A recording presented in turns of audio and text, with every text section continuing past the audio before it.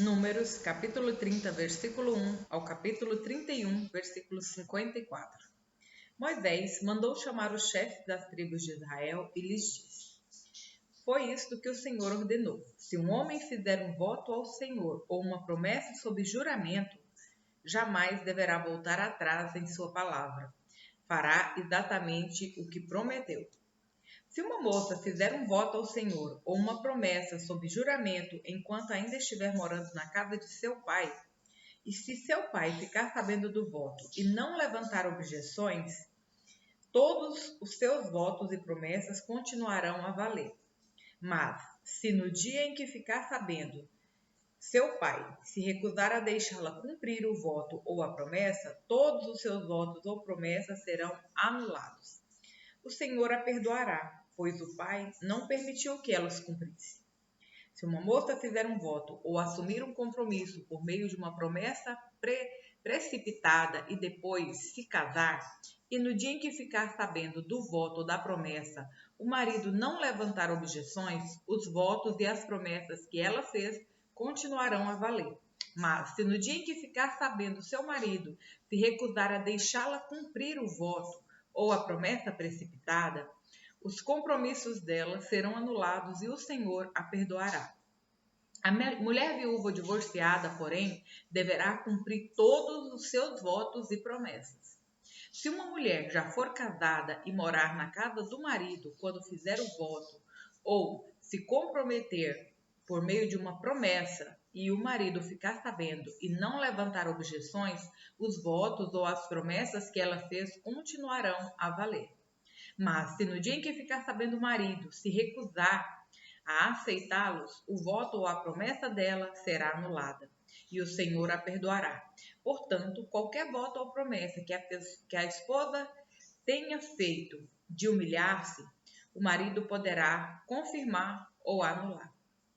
Mas, se ele não levantar objeção alguma no dia em que ficar sabendo, indicará desse modo que está de acordo com todos os seus votos ou promessas. Se ele esperar mais de um dia e anular um voto ou uma promessa, sofrerá o castigo que caberia à esposa. Essas são as ordens do Senhor que o Senhor deu a Moisés a respeito do relacionamento entre um homem e sua esposa, e entre um pai e sua filha, moça que ainda mora na casa dele. O Senhor disse a Moisés: Vingue-se dos midianitas pelo que fizeram aos israelitas.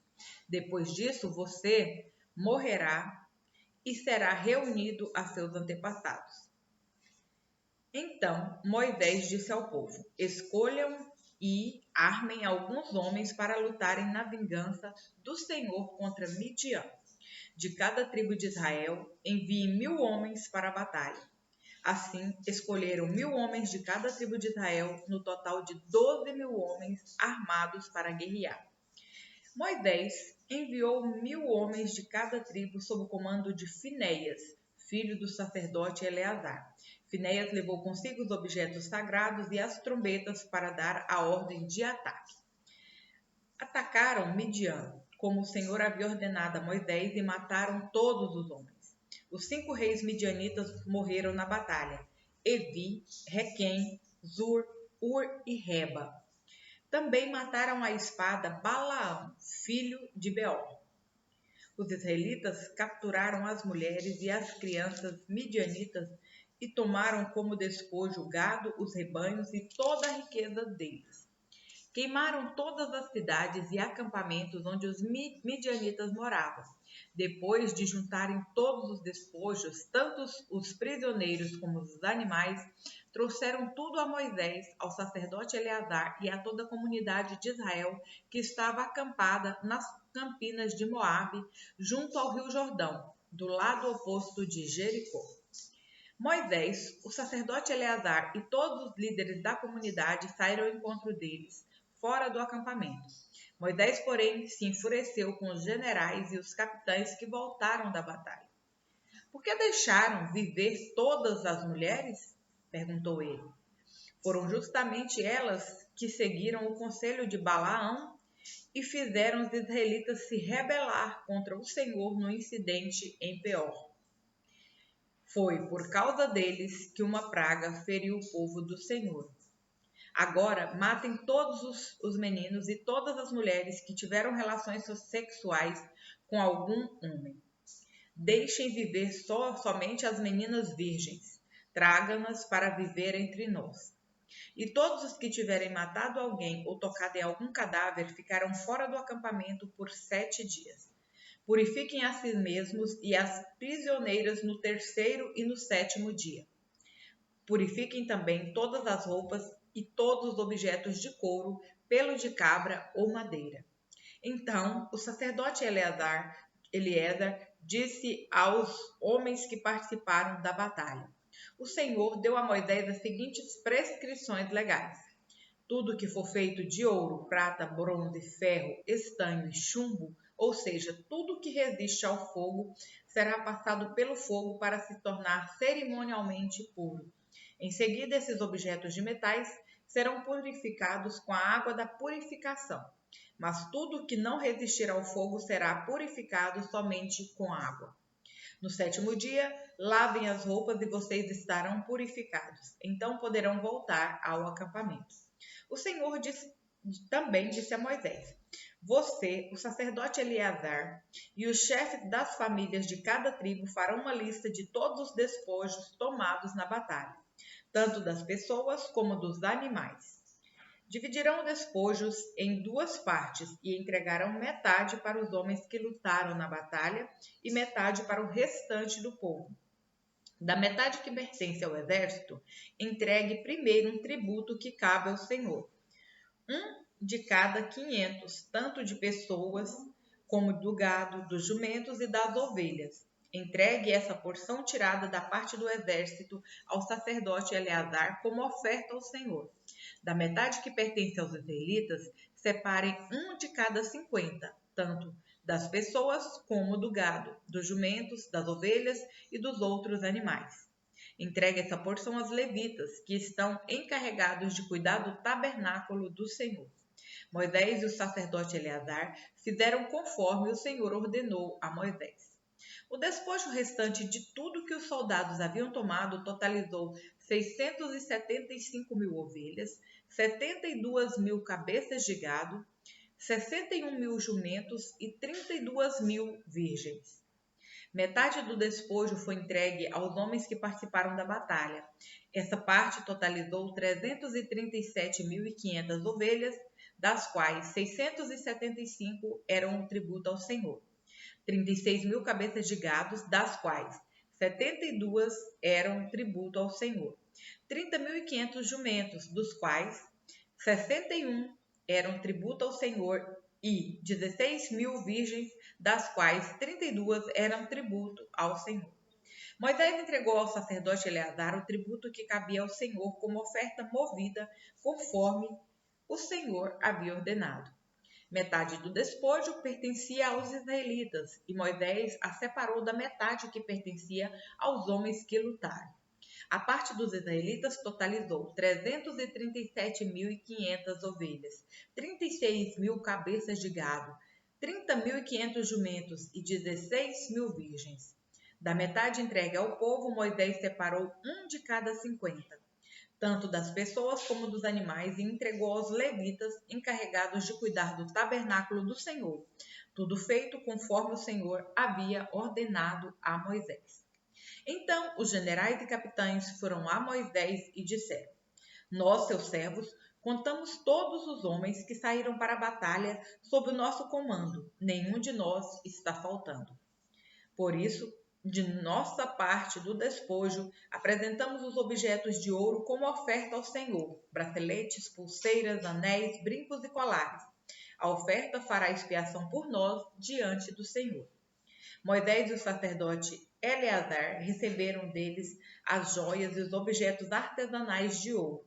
Ao todo, o ouro que os generais e os capitães apresentaram como oferta ao Senhor pesava por volta de 200 quilos.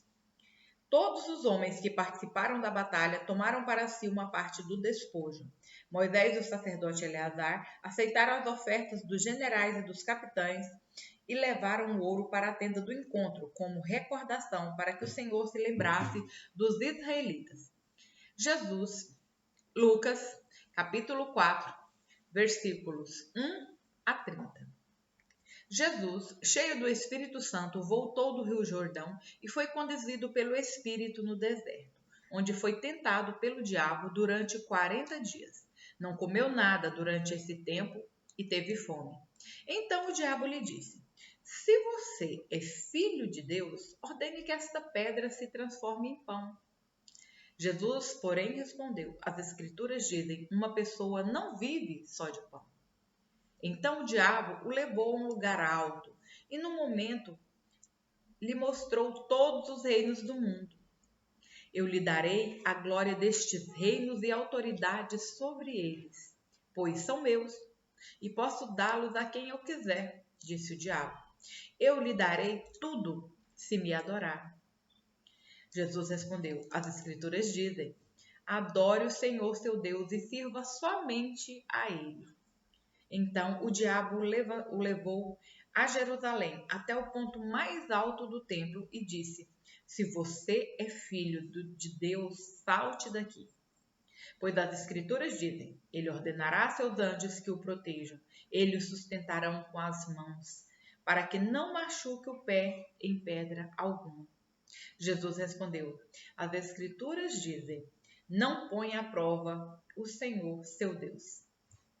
Quando o diabo terminou de tentar Jesus, deixou até que surgisse outra oportunidade. Então Jesus, cheio do poder do Espírito, voltou para a Galiléia.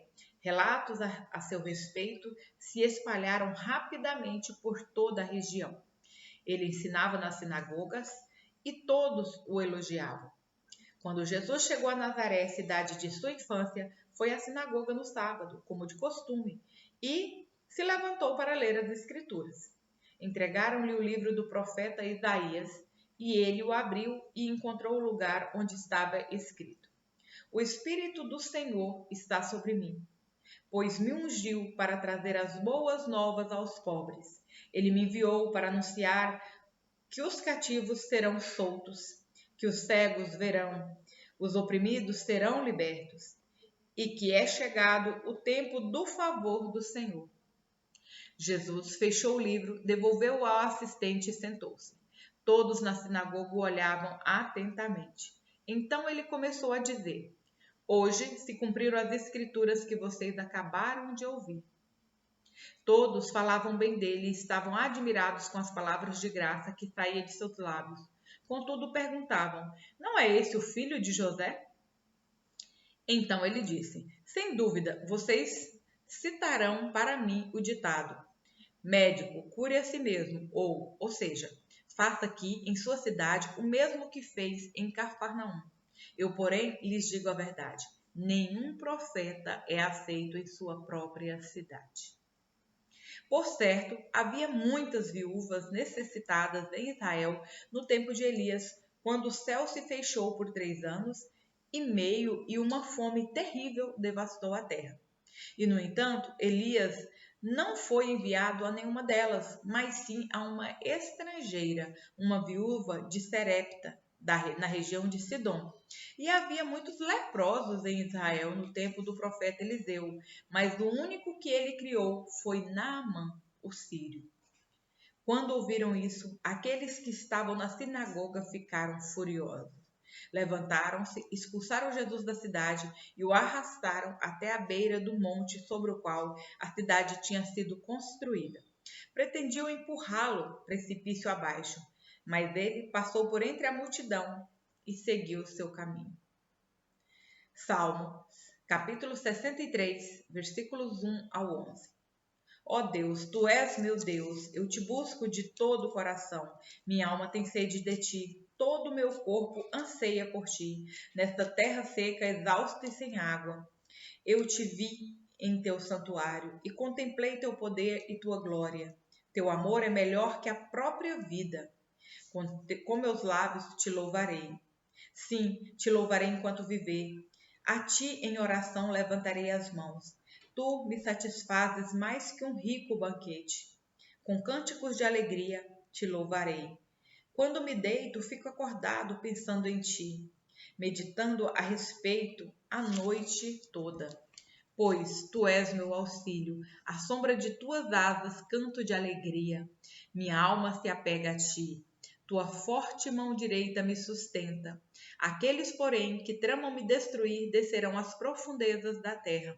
Morrerão pela espada e servirão de comida para os chacais. O rei, contudo, se alegrará em Deus. Todos que juraram falar a verdade o louvarão, mas os mentirosos serão calados. Provérbios, capítulo 11, versículos 20 ao 21. Os perversos de coração são detestáveis para o Senhor, mas ele se alegra com os que andam em integridade. O perverso certamente será castigado, mas os justos serão poupados.